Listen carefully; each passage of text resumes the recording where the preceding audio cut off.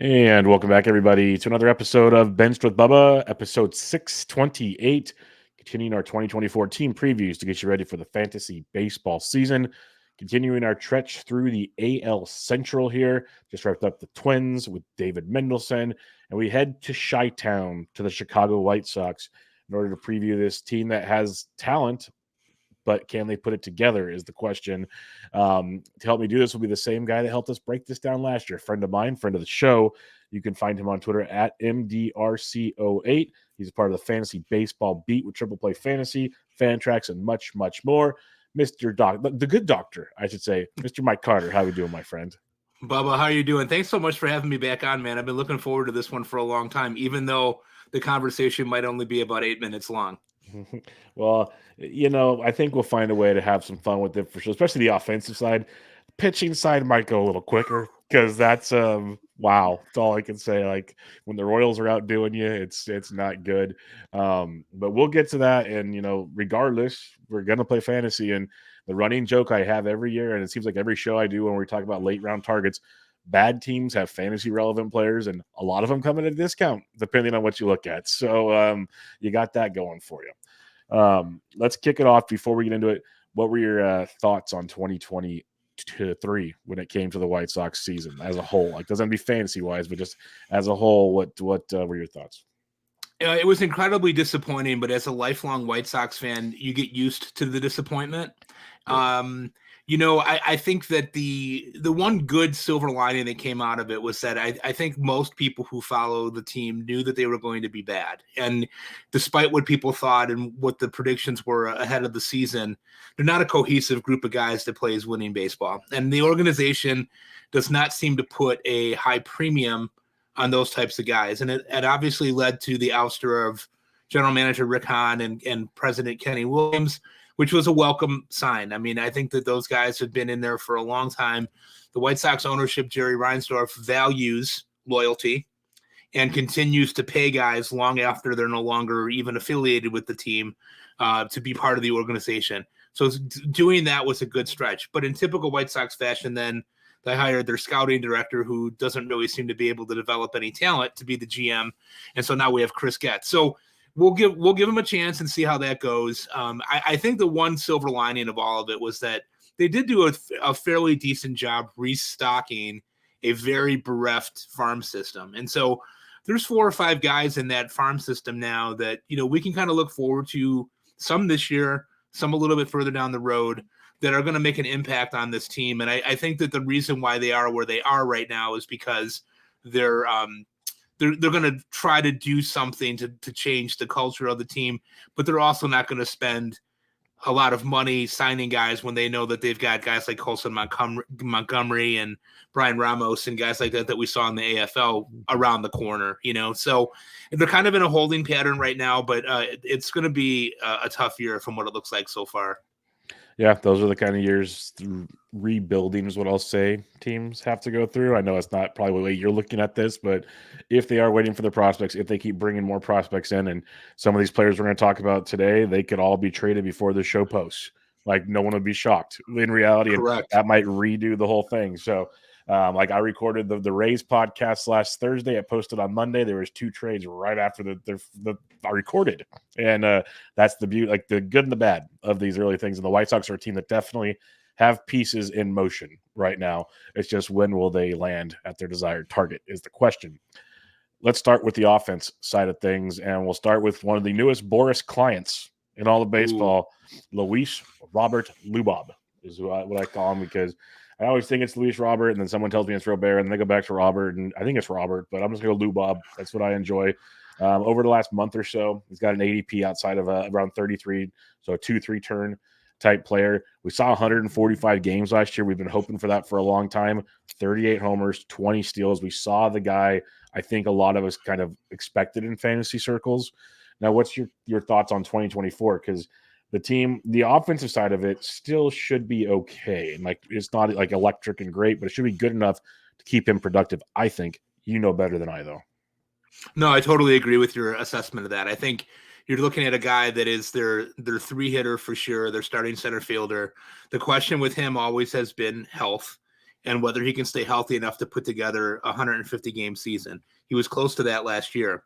He did play through some nagging injuries last year. He had a finger issue and then ended the season with a mild MCL sprain, and they just shut him down rather than try to force him out there.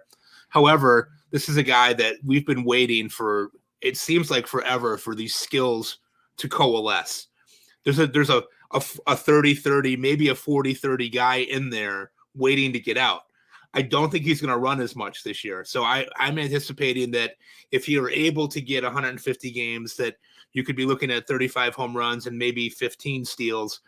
I don't know that he's going to run a lot. Grifol doesn't really show a high propensity for having guys stealing bases.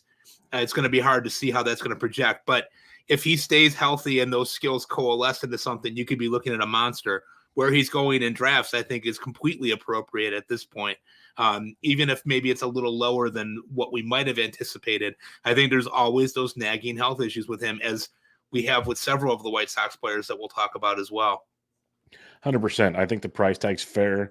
This is a guy at one point people were thinking was a first-round guy. Now he's outside of round 2. He might creep into round 2 depending on what draft you're in. Like, I'm in a DC right now that just hit the 2-3 turn, and Lou Bob is gone, I believe. I'll just tell you flat out where he went.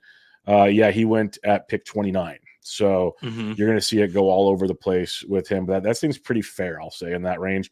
It's kind of like, do you want him? Do you want Michael Harris? That's kind of the discussion point in drafts right now. Power-wise, you got Lou Bob. Harris might have more speed. Harris also hasn't shown the injury concerns. Harris is also on the Braves. So there's like a few factors there that make it fun. That's the beauty of piecing these things together. But I think ceiling-wise, like, if you were to say Lou Bob has a chance for an MVP in 2024, I don't think anybody would like tell you you're crazy. I think he's he's that talented.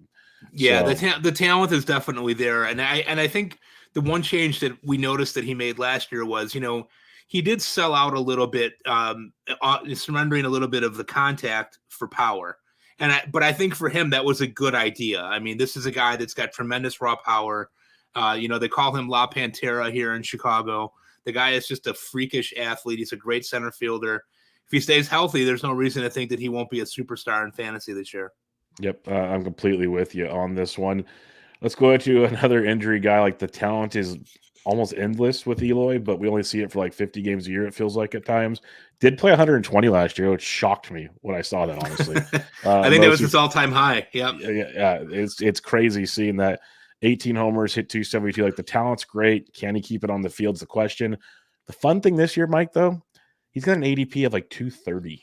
Yeah. Which is util only, which is fine, but at 230, that's a little more interesting. So what's your thoughts on Eloy this year besides the obvious injury concerns?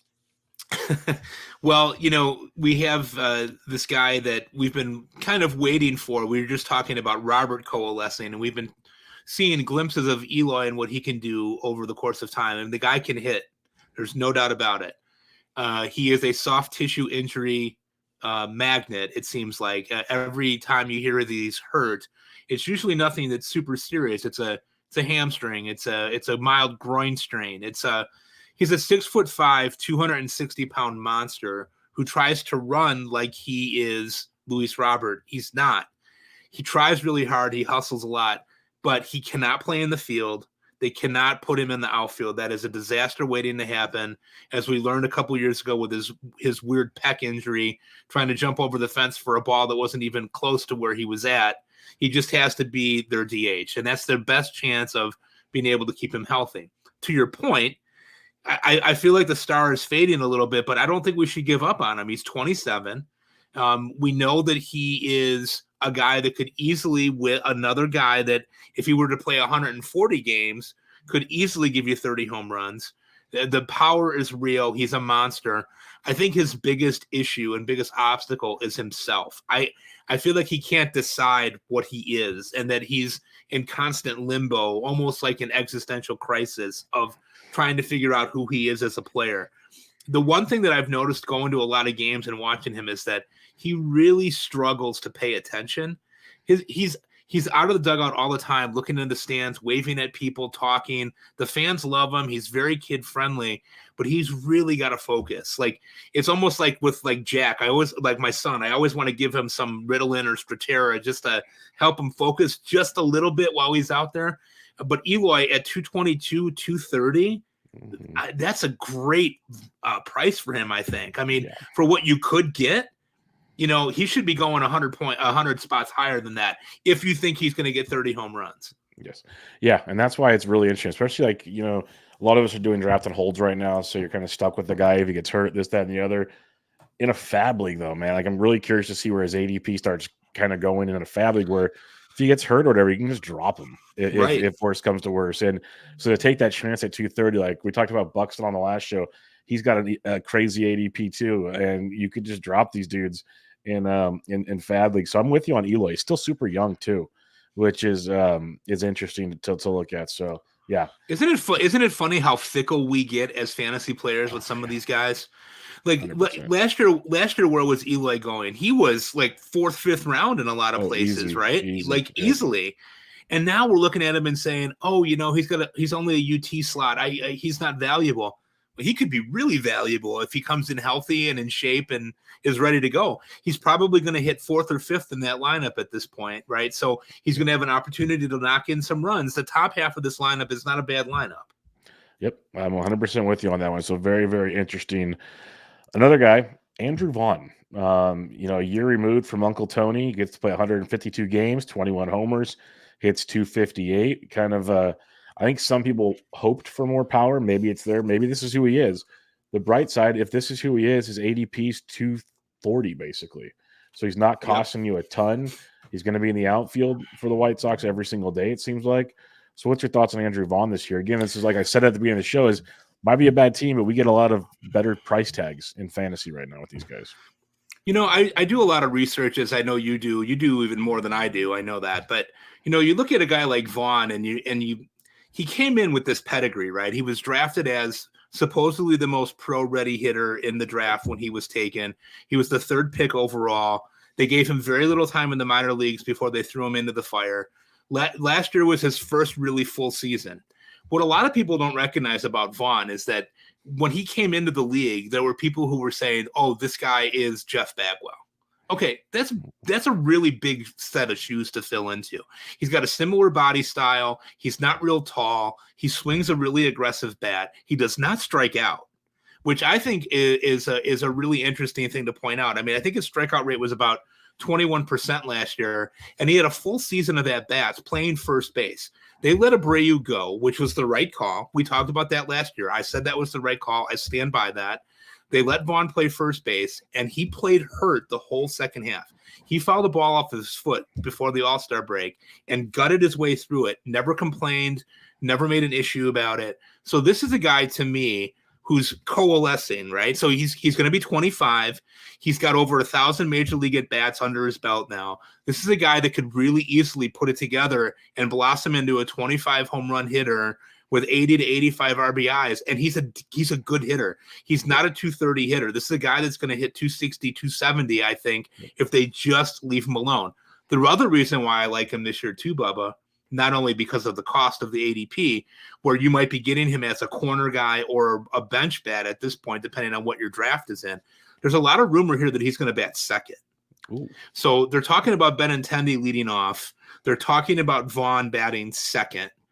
If they do that, I like it even more. I think with Robert batting behind him and the potential Eloy and maybe Yoan Moncada behind that, there's some potential there for him to kind of step up. And so I like where he's going. I think he's a great volume play. He's going to play. He's going to get a lot of at-bats. He's going to gut through injury. So to me, I think you could do a lot worse around that ADP for the position. Yeah, I'm telling you, I keep the more drafts I do, getting much more interested in some of these White Sox players where I might have just like kind of passed on them in the past. I've talked about Andrew Vaughn. I got to see him. He played at Cal, so he's not too far away from me. Right. And he came to play Cal Poly, which is like an hour away from me. And Cal was there for the weekend, so I went down there and watched a couple of games. And I've never seen I don't watch like a ton of college, but I enjoy college baseball. And I've never seen a player get so respected at the plate. And it was an early season. It wasn't conference, so it'd be pre-conference play. It's probably the third week of the season. The dude was getting walked with no one on base. He's getting walked with two guys on base. It was like the old Barry Bonds day. He'd get like one at bat to swing. And it was just crazy watching how good he was and how much like everyone respected him. Like he's like the professional hitter part of him. So I'm really excited to see where he can keep going. So I'm with you. We saw it with Torkelson this past year. And Vaughn's a better average guy. Torkelson's probably a better power guy. But it takes these guys that we know are very, very, very talented, top picks for a reason.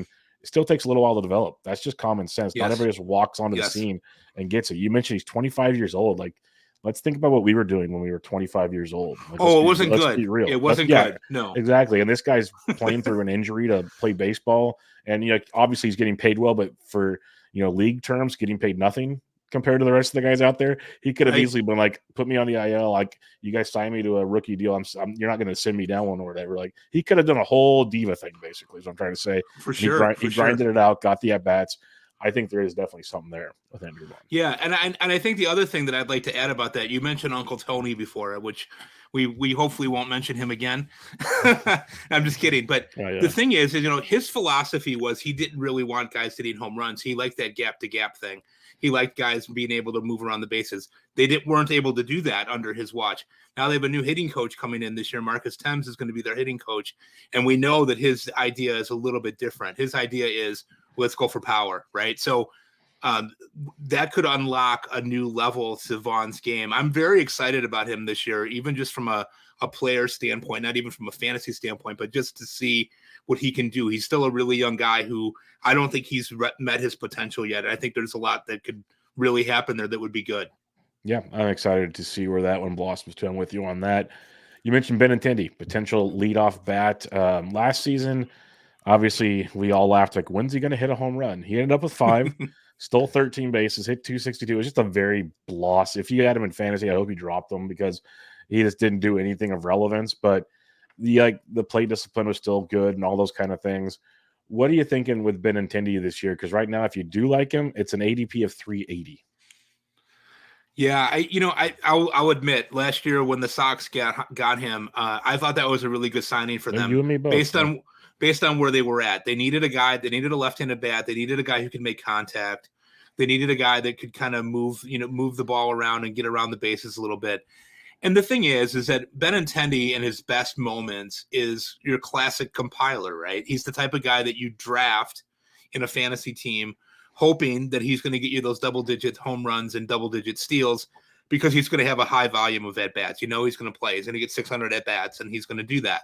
However, when he went to Kansas City 2 years ago, his approach changed, and his approach went to a contact approach and hitting the ball the other way far more often, and the power really sapped there. So he's got 10 home runs total the last 2 years.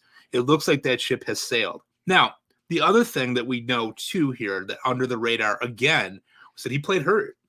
And this was a guy that was playing at the end of 22 with a wrist injury. It surfaced again last year. It was kept very quiet. They didn't do very much talking about it. So is it possible that he might be able to get back into that low double-digit home run place? Yes.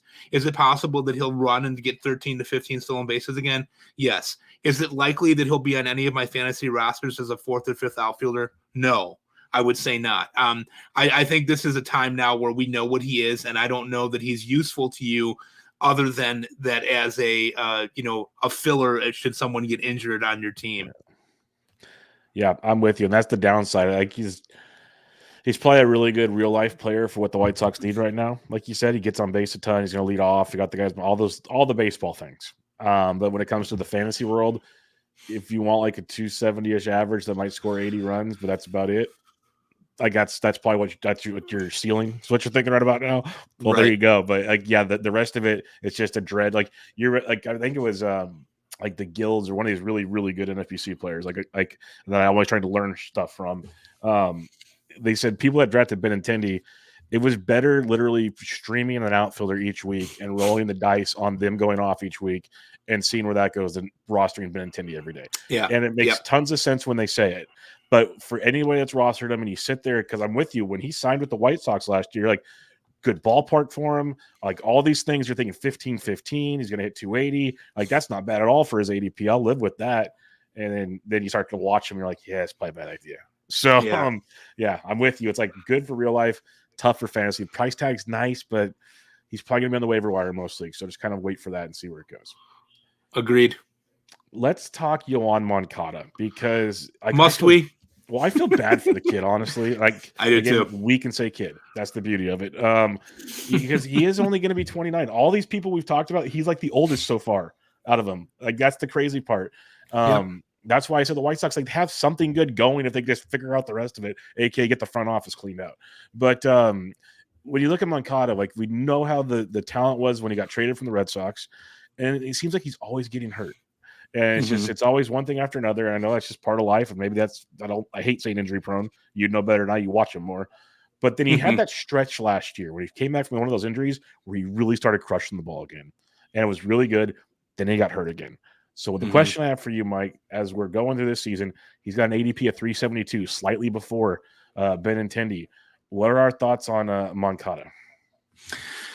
There's a lot of bias against Moncada, especially here in Chicago. There's a lot of people who feel, obviously, the Sox made that trade several years ago now, almost 8 years ago now, when they traded Chris Sale for Moncada and Michael Kopech, who we'll talk about as well later. But there's a lot of people that feel like that hasn't worked out well. And Moncada had the one great season where he hit over 300 and had 25 home runs. But as whoever wrote the box and the forecaster put it best, that season's about to age out of the book.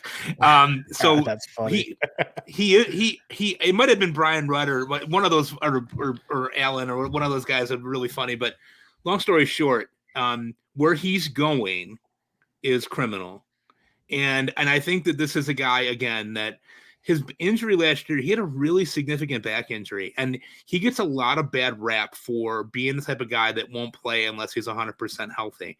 But he had a rib compression that was, busting down on a nerve that made it really hard for him to be able to move at all. And I know you've had issues with back trouble. I've had issues with back trouble. It is no joke. And if you're a normal person who's not an athlete, boy, it can really incapacitate you.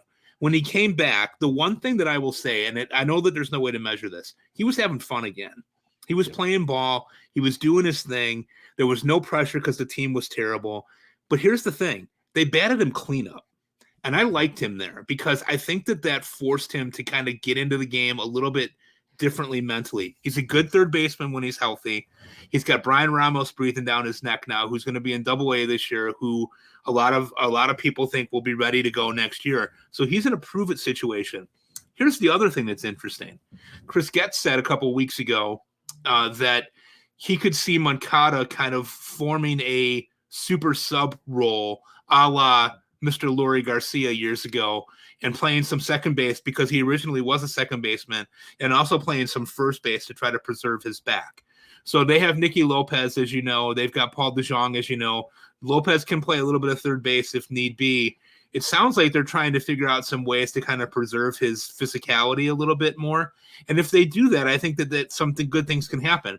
If you look at his at-bat total from last year, it was a little bit over 300. He had 260 and had 11 home runs. Now, are those thumping numbers? No. Can we extrapolate that over a full season? You and I both know that's a fool's errand. But the talent is there. This guy was the number one overall prospect in baseball just a few years ago. He could really quietly put it together with little pressure on him to perform on a team that's going to be lucky to win 60 to 70 games. So I think they're going to let him play. I think if he's healthy, he's going to be fine. I think he could easily hit 20 home runs and hit 270. Yeah, I'm with you. That's why he's very, very interesting for me. The third base position is better than it used to be in fantasy, but still not great, obviously. And when you can find a guy like this for a corner infielder later or take a flyer on late in a fab draft that, if it works out, now you're money ahead. If not, again, droppable at these ADPs. I love these kind of gambles. So a guy like Moncada is interesting, or even a draft and hold format, like your second third baseman, third baseman, a lot to like there. So I'm with you. I think there's something there. Again, it's the old adage that people probably get annoyed by now, stay on the field. That's just a trend, but the talent's there, and I'm with you. Like, we saw signs that, and like, as an outsider, not watching the White Sox all the time, I know you and Jack, like, I love the pictures when Jack wants to watch game. Like, that's just melts my heart, hoping like my daughter someday goes, hey, Dad, let's watch something like that. It's beautiful. You saw what I was seeing just looking at box scores and stuff. Like, the talent was there. He went through a streak. Things were good. So I'm with you on that regard and hope it pans out.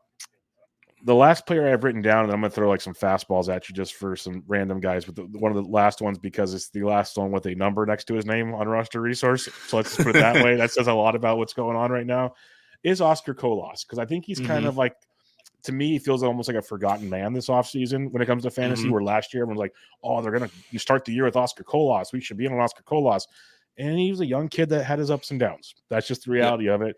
Ended up pretty much down by the end, but he's going to project to start with the team again this year. Again, super young, ADP of 506 right now. Should we be interested in Colas, or should it still be more of a wait and see approach? Yeah, I think he's somebody that if you get down to the end of it and you want to take a flyer, there's a definite possibility that he breaks camp with the team as their starting right fielder. Now, Chris Getz did say again this week that he's looking to fill the right field spot outside of the organization. That could mean a couple of different things. We know that the White Sox are dangerously obsessed with Whit Merrifield, who would be somebody that would fit in their lineup to an extent. But Colas is a guy, like you're saying, he's not as young as people think. He is 25. He just hasn't had a lot of at-bats at the professional level. I mean, he's a Cuban guy. He played sparingly there. When he got into single A and double A, he just absolutely mashed. He's got light tower power. He's got a cannon for a right arm. The problem is when he came here, the culture was bad last year, and they brought a young guy up into a culture that they thought was going to be good, surrounded by fellow Cubans, and it was not a good culture for him. He got a little lost in the shuffle. I don't think Pedro Grifol really knew what to do with him, and he sat a lot of times on the bench, and then they'd throw him out there, and he'd have an 0 for 3 with 2 strikeouts, and people really kind of doubled down and not liking him. Here's the thing, though. They have no reason to not give him another opportunity because they're going to stink and they don't have a better option at this point. Gavin Sheets cannot play right field. Eloy Jimenez cannot play right field. They have a hole there that they need to have somebody fill.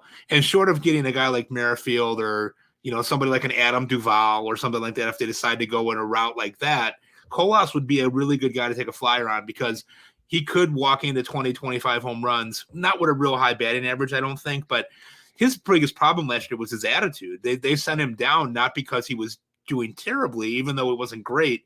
They sent him down because he wasn't hustling and he wasn't doing the things that they wanted him to be doing. So maybe he comes back a little hungry this year.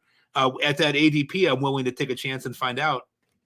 Yeah, I'm with you. Again, like I keep saying, like with Moncada late round, if we're not talking draft and hold, a Colas pick in like round 28 or 29 or something is interesting, especially because if he comes into spring training and starts hitting again, that ADP is going to start climbing. So it's something to keep in mind as you're going. And then like I just wanted to mention, like, this isn't really fantasy relevant, but it's something I think about a lot when I do analysis or like do my rankings and whatnot. Like you mentioned, Yoan Moncada was having fun. I like to look at the off the field, the on the field. You mentioned Colas was a young guy that was, not behaving basically. And that's a trend we see with a lot of young guys. That's why a lot of teams have like a Jose Abreu on their roster, because almost all of the, like a good chunk, Moncada, Colas, Jimenez, Robert, all Latin American players. We know how the culture is. They always usually like have like every team has like an older guy that kind of like keeps like the morale going. Abreu went out and you kind of saw things get a little looser, maybe not for the great in Chicago. So this is just an off the wall question. This is not a fantasy question.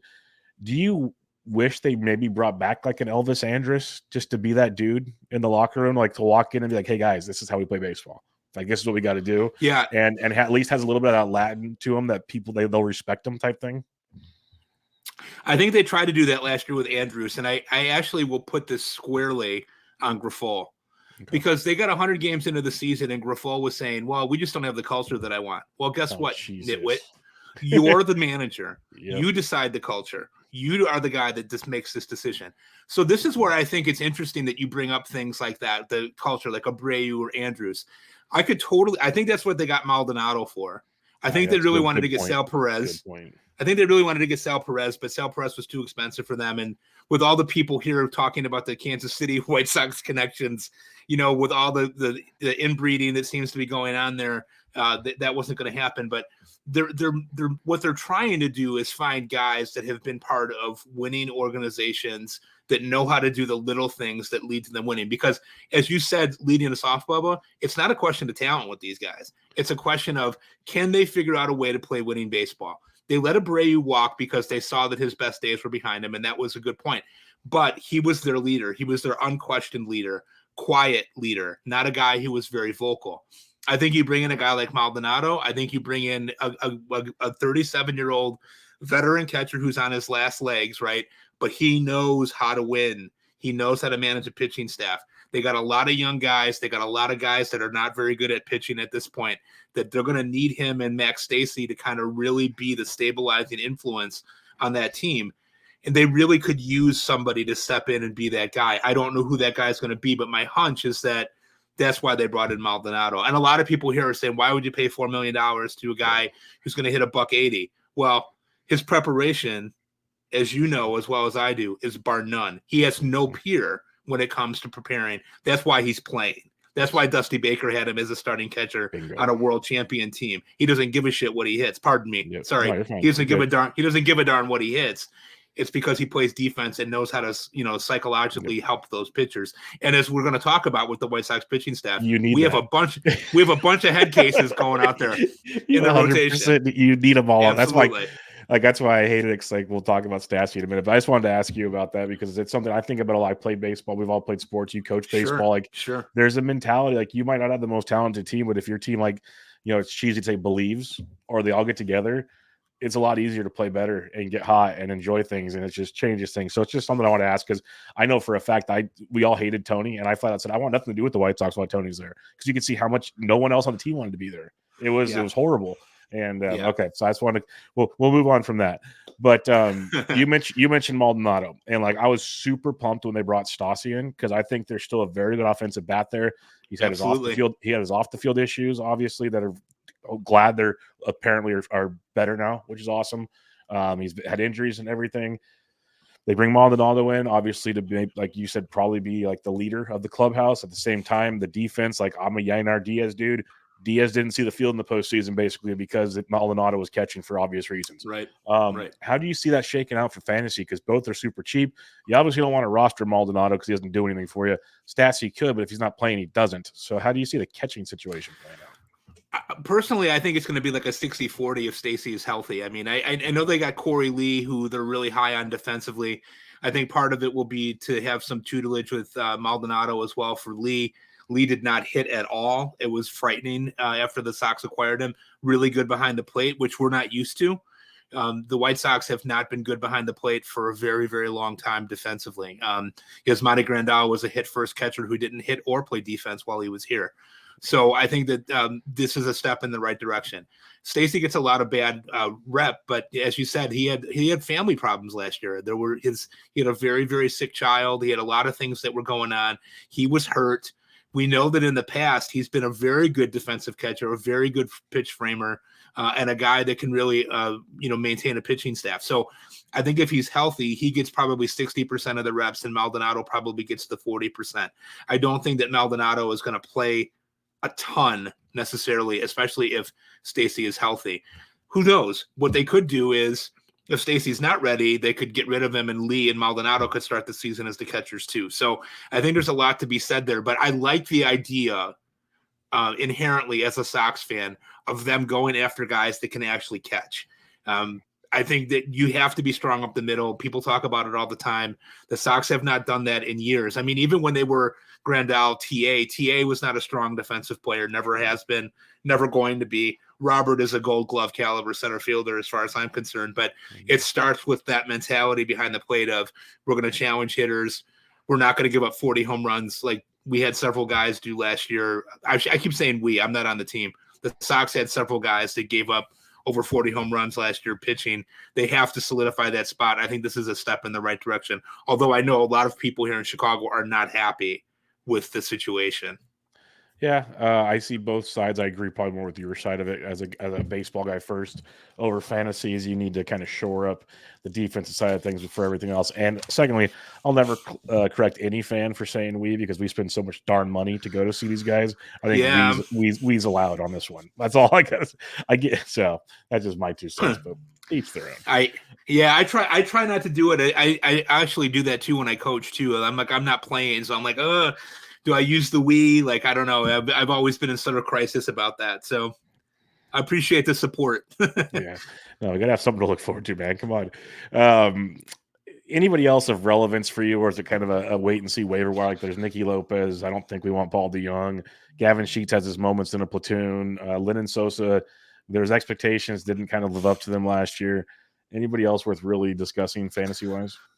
No, I think that are really kind of biding their time, right? Like we'll talk about some prospects here in a little bit, but DeJong will be the starting shortstop for a month or 6 weeks, and then I think Montgomery will be there. Lopez is a good guy to have around, good glue guy. He's from the area. People like him. He played second base for a while, probably be an upgrade over what they had, which is not saying much.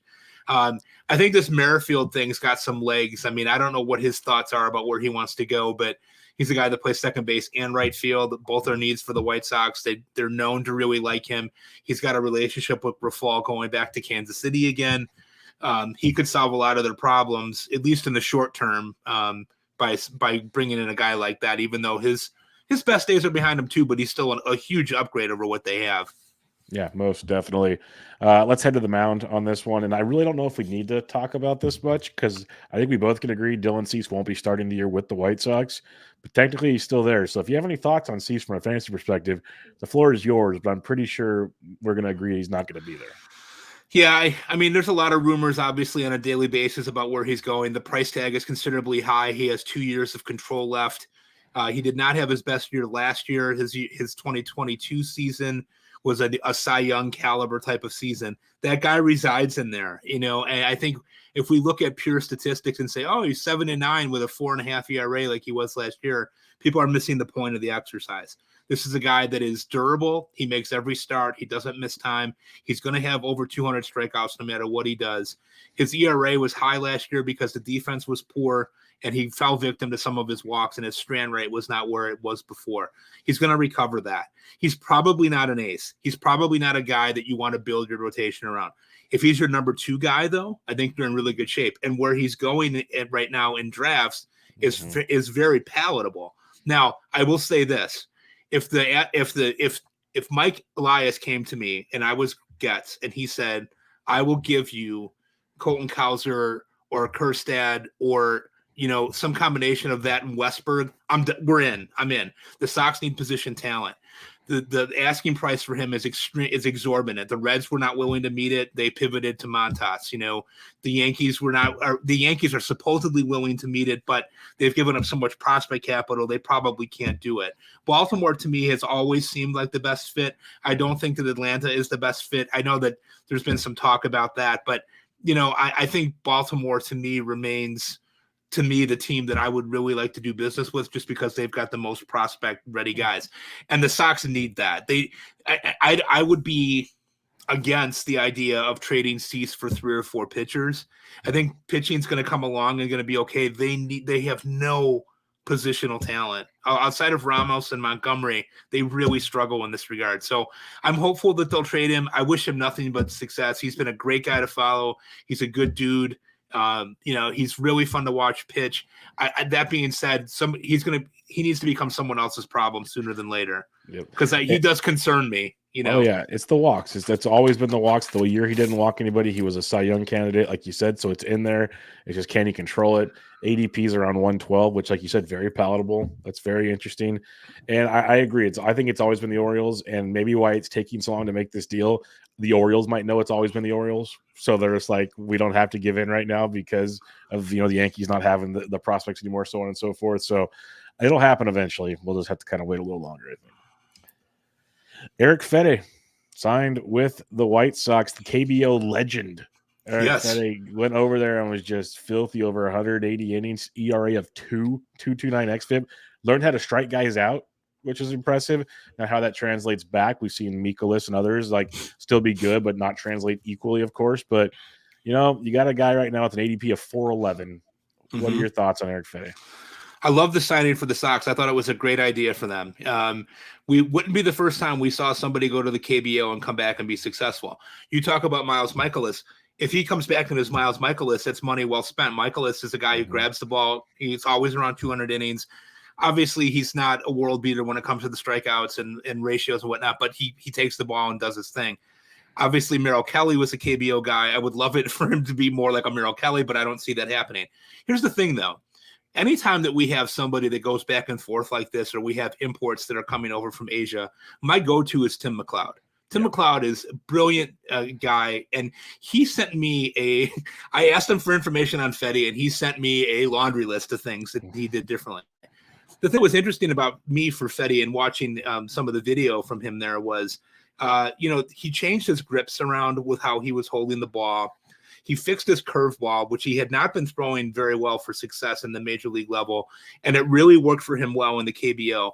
And he worked a little bit of a different pitch mix, changed some arm angles. This is a good risk for the White Sox. They're, if he turns out to be good and somebody wants him at the trade deadline, you can trade him. He's got another year of control. He's had a 2-year contract. If not, you have a serviceable starter. So if he ends up being like somewhere between Michaelis and Kelly, I would say it's a success. Yeah, that'd be a massive success. I think you're dead on there. I'm curious to see how it goes. I'm rooting for him. Like what the changes he made, a lot of it was pitch mix wise. So it'll be very interesting to see where that goes. Michael Kopech. Michael Kopech. I've always just been out on Kopech. It's like if you want to say stuff, it's not bad. There's zero control of it. That's the biggest thing. But the White Sox might need him to pitch every 5th day. So what are we thinking with Michael Kopech? Well, the interesting thing with him is that the only time that we've seen him be successful in a White Sox uniform was when he was in that multi-inning weapon role, where he would come in and pitch an inning or two and be lights out and then be off for 2 or 3 days and then come back and do it again and be lights out. I don't think this is a guy that you can rely on. He's 28 years old now. He's not a baby anymore. He's a Tommy John survivor. He's always got something mechanical going on that's out of sorts. He tweaks a knee, he twists an ankle. He then can't pitch if he's not 100%. What pitcher in Major League Baseball is 100%? I would pose that question. I would say probably none of them are ever 100%, but he's brutal as a starter and not what they expected.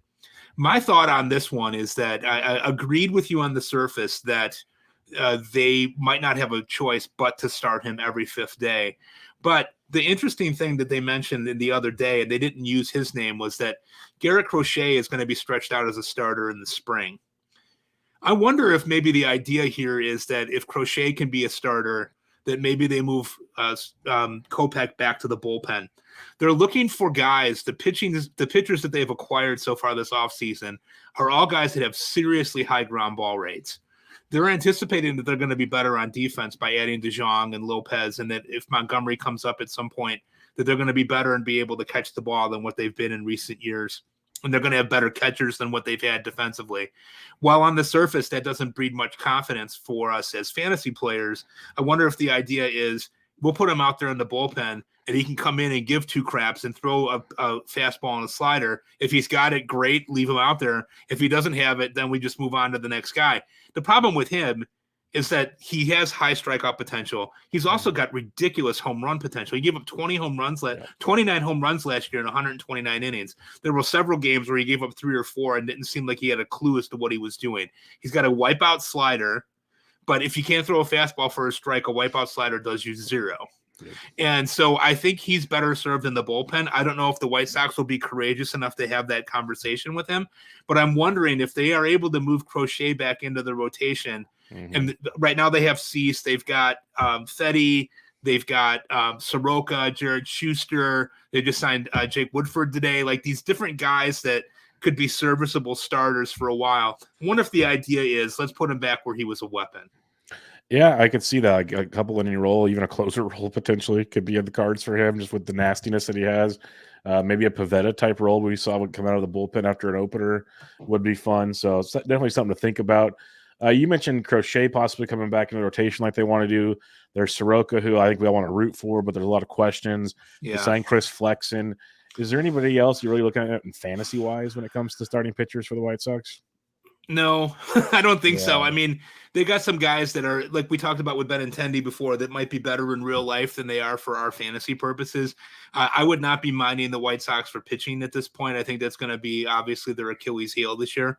I would, other than Fetty, who you might want to take a flyer on deeper in the draft, and Cease if he remains. I don't see another starter here that's worth rostering at this point. All right, heading to the bullpen. Is it Gregory Santos's world to run with right now with an ADP of 416? Yeah, I like him there too. I think that this is a guy that, unless something drastic happens and they move Kopech into a closer role, which I don't think they would use him in that role anyway. Santos really did a nice job. He was a former San Francisco Giant, one of your guys there. They let him go for reasons I don't fully know why. He's young. He had some command issues. Obviously, the walk rates were skyrocketing when he was in San Francisco, but the stuff is there. What they did with him here was they had him abandon the fastball and go to the sinker, which made a huge difference for him, and he was able to control that pretty well. I think this is a guy that at this point right now, if you draft as a third closer, perhaps if you go that route, or draft as a second closer with some upside, 15 to 20 saves feels within reach to me. And if it has the job all year, we know that even bad teams are going to have 25 saves. So the lion's share of those should go to him. There's really nobody else in the bullpen that you look at. You know, Jordan Leisure was a guy that we saw in the AFL bubble when we were down there. He looked pretty good. He's not a young guy either. As a guy that could kind of, get into the bullpen there. Matt Foster's coming back off of injury. He's had some success there. But other than those guys, they don't really have anybody that I think is going to push Santos for the closer role at this point. All righty. You've hinted at some prospects. We obviously saw a couple of them in AFL. What are we thinking here? You mentioned Montgomery. You mentioned Ramos. What are we thinking this season for some of these guys? Well, I think Ramos, just starting with him, I don't think he's going to be up this year. I think that they want to get him a full season of at-bats in AA and get him into AAA before he comes in. But it's definitely a guy that profiles as a third baseman, potentially Moncada's replacement if they go that route. We saw him in the AFL. He was actually quite a bit bigger than I thought he was going to be. I thought he was heavier and more stocky. He was actually a pretty good sized guy. He's made a lot of strides playing defense at third base. But the cherry here is Montgomery. I mean, Montgomery is a fantastic athlete. I was really curious now I'm not a scout, obviously, but watching him play shortstop in the AFL, I was impressed with his agility, his ability to move. He gets a lot of comparisons, right or wrong, body size wise, to Corey Seager. 100%. Left-handed swing, 6'4", 225-pound guy, great gap to gap. He's got incredible play discipline for a young guy. I mean, he's 21. He had a 15% walk rate last year in AA. That's unheard of. He walks more than he strikes out. The big question is, does he stick at shortstop? Scouts that we talked to when we were down there were split on that. There were some who said, I don't think this guy is an infielder at all. I think he's a corner outfielder, that his bat will profile as a corner outfielder eventually. The White Sox are hell-bent on him playing shortstop, and they don't have another option that's ready. They let Anderson go. Jacob Gonzalez, who was their first-round pick last year, is probably better suited to play second base down the road, not shortstop. They're going to sink or swim with Montgomery playing shortstop. I think he can play shortstop. I know that we had a limited basis there, but I think I saw him 5 times while we were down there. And every time I saw him, I was impressed with where he was at, his positioning. He reminded me a lot in that mindset. He reminded me a lot of Cal Ripken, where he was moving every pitch, kind of moving around and moving. He's very agile. The power is going to come. You were at the All-Star game like I was, and he had a 97-mile-an-hour inside fastball into orbit. I was very excited to see that as a White Sox fan. I think he's their guy. I think he's going to be here sooner than later. I don't think they're going to mess around too much with Paul DeJong and Nicky Lopez. I think if he's ready by the end of May, I would not surprise me at all if he's the starting shortstop by June 1st. I love it. Anybody else on the radar prospect-wise, or is it Montgomery and that's about it this season? No, I think that there's a couple of pitchers that are really interesting here that people should think about. Nick Nastrini was a guy that they got from the Dodgers in the Joe Kelly and Lance Lynn trade. He was a top guy at UCLA before he got a case of the yips and was not able to pitch in the rotation there. He still was drafted fourth round by the Dodgers. The Dodgers know a thing or two about developing players. Mm-hmm. He came to AAA for the White Sox last year and was impressive. I think that he's a guy that he's got a 4-pitch mix right now. Good curveball, really live fastball. Definitely could be a guy that looks like a number 3 starter for the White Sox at some point this season. I think he's got a good strikeout rate. He has about 28% strikeout rate, a little bit of a high walk rate, which, happens with young guys, but the Sox are desperate for starting pitching. I don't know if a lot of these guys are going to make it. Nastrini is a guy that I would earmark. Another guy that I would earmark was another guy that we saw in the AFL, which was Jake Eder. The White Sox traded Jake Berger for him. I was surprised that he was available. This was a guy that came out of Vanderbilt, was really highly thought of, considered to be one of the top left-handed pitchers in the minor leagues before he had the Tommy John surgery, which is probably why he was available. He also had a foot injury at the beginning of 2023, hairline fracture, I think it was, in his foot that kept him from being able to get back on the mound. After the White Sox got him, he very quietly made a few starts in Double-A. They sent him out to the Instructional League. Then he was in the AFL. This is a guy that profiles, if he comes back all the way, as a number 2 type starter in the major leagues. He's lefty. He's got a rocket for an arm.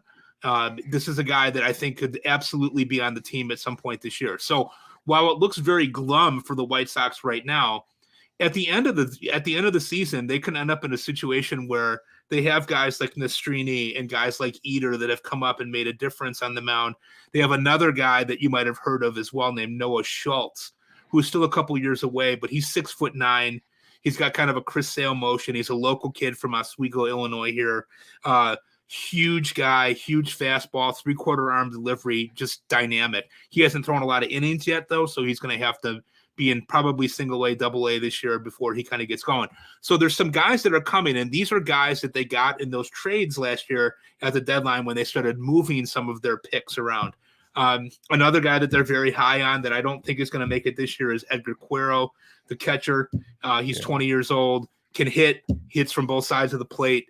He's working defensively on his catching. Probably not this year, but down the road. So as a White Sox fan, all hope is not lost here. If you're a White Sox fan out there, I think that there's definitely some steps in the right direction that are happening. I don't think that they have a good manager. I don't think that they have a good general manager yet at this point. I do like the fact that they made some moves to try to stockpile the minor league depth again. But for this year, the guy that I would really be kind of targeting late is Montgomery. I think he's going to get somewhere between 400 and 450 at bat for the White Sox, and they're going to let him play. That'd be awesome. And like you mentioned, some of those pitchers, Eater especially, because you look at his Fangraphs page, 56 innings between Single-A and Double-A, but it does not show the Instruct League or the AFL. So he might have got closer to 100 by all things were said and done, which definitely will have a second impact on the at least on the rotation potentially. I don't know about fantasy, but definitely it'll be in the bigs is what I'm trying to say. Yeah. He looked real free and easy down in the AFL too. I mean, I was looking for signs of trouble or worry with him, and he looked real smooth to me. I mean, I think that they're worried a little bit about the velocity, but he's also got that slider that's more like a curveball, which I think could really play well at the MLB level. More of like what we used to call a slurve 10 years ago. Yeah. Is what he's kind of bringing. So I'm hopeful that those guys will get a chance. I don't see any reason why they wouldn't. The White Sox are probably going to be bottom feeders in the AL again. Not as bad as Oakland. Sorry, Carlos Marcano, but they're going to be pretty bad. And I think that they're going to give some of these guys opportunities. And to me, that excites me as a fan and as a fantasy player. You want to get some new blood in there. As long as I don't have to see Lori Garcia anymore, as long as I don't have to see, Tim Anderson getting his ass knocked out in fist fights with the Guardians, It's good to put that pat behind us. Let's get on with it. Let's get on to 2024 and see what happens. Yeah, I'm with you. I think I like the optimistic approach at the end there because they are young. They are trying to rebuild it. Like if you get deal seats for a couple more younger guys, like younger, ready to play, and the big guys probably not as far off as you once were. So exactly right. Optimism is key. Yeah, that's kind of what I'm thinking. Like, if they end up moving Cease and they get, say, a second base prospect and an outfield prospect from the Orioles, like all of a sudden it might not look as bad as what it looks like on paper right now, because if you look at the second half of their lineup, it's putrid. I mean, you and I might as well grab a bat and go up there and bat. DeJong, Nicky Lopez, Martin Maldonado, it's like, holy crap. Those are like 3 automatic outs almost every time they come up to bat, right? So, but I think that a lot of people who have expressed consternation with what they're doing are not seeing the big picture. And the big picture is that these guys are placeholders. They're not anticipating that any of these guys are going to be here a long time. They're all on 1-year deals. They're doing this to kind of see what they get. After they move Cease, maybe now that, the White Sox are notorious for not wanting to deal with Scott Boras. Yep. So maybe this is Lou Bob's attempt at saying, "Hey, screw you guys, I want out of here." Yeah. And if they move Lou Bob and Cease at the same time, or they could get a huge. Obviously, They don't have much in the way of talent right now, but if you get 4 or 5 prospects out of that are major league ready, it could turn around in a hurry. Flip 1 to 4 type stuff. It makes a big difference. So right. And no offense to my friends like Marty Tallman and Govier that are Tigers fans, but I don't see the Tigers as being in the class of the division either, right? So the AL Central is wide open. And so if you retool, and I guess that's what we would call this, is more of a retooling as opposed to a rebuild. It could happen quickly if done correctly, which I have no confidence in the White Sox management to do. That's the tricky part. Like I like what the Royals are doing. Like I could see their approach with their young players on offense. They're trying to piece together the pitching, and maybe they're trying, because like you said, Central's so wide open, a lot could happen for sure. All right, Mr. Carter, it was a pleasure as always chatting with you. Before we head on out of here, Mike, why don't you let everybody know where they can find you and what you got going on? Sure. Well, again, Mike Carter here. My Twitter handle is at MDRC0508, the worst Twitter handle of all time, I'm told, by many people. You can find me there. 2 things. I'm working at Fantrax and covering bullpens there. I also work at 980 Know-It-All, and I also do the fantasy baseball beat with my good friend Chris Torres, who is under the weather at this time, but we're going to be bringing that to you. We did our first episode of the 2024 year last week. It was really fun with Craig Mish. We'll keep that going on a weekly basis, where we interview beat reporters and talk to some of our favorite analysts in the game coming in and doing that. And before I buzz out of here, Bubba, one thing I want to say is, it's a hard time of year for a lot of people. Holidays are over. The winter blahs have set in. If you're in the Midwest like I am, there's a foot of snow on the ground and it's freezing cold. If you're in need of mental health resources, please reach out to me. My DMs are always open. I'm always here to listen. I've had several people take me up on that. I'm honored to do that. In real life, I'm a mental health professional working at a therapeutic day school. So please don't suffer in silence and suffer alone. Men really struggle. Men are 3 times more likely to commit suicide than women. Get out there and talk about it. Let's not make it be a poison pill to be able to talk about this stuff. And finally, Bubba, I say this every time I come on. And I always want to say this to the people that are listening. One of the biggest reasons why I got involved in fantasy baseball at all, and am lucky to be involved in the way that I am now, is because of you. During the pandemic, I was listening to your podcast every week as a lifeline in a lot of ways to baseball, because you have a great style. You always welcome your guests. You're a great writer. You're a great analyst. And you're a great friend to people who want to be involved in baseball. And you gave me support early on. You had me on the podcast when you didn't need to do that at all. When I was first getting started, I've never forgotten that. I always will remember that. You are a gentleman and a scholar. And I look forward to all the stuff that you do. The stuff that you do with Bloomfield, obviously, is outrageously good. I'm super proud of you and where you're at and how you've maintained the podcast and doing both things. It's an honor, a privilege to call you a friend and also to be on your show. So I always want to point that out to you, because I feel like in my small way, whatever it is that I do, I try to pay that forward to people that are starting to get involved. You provided a roadmap for me to be able to get involved, and I always thank you for that.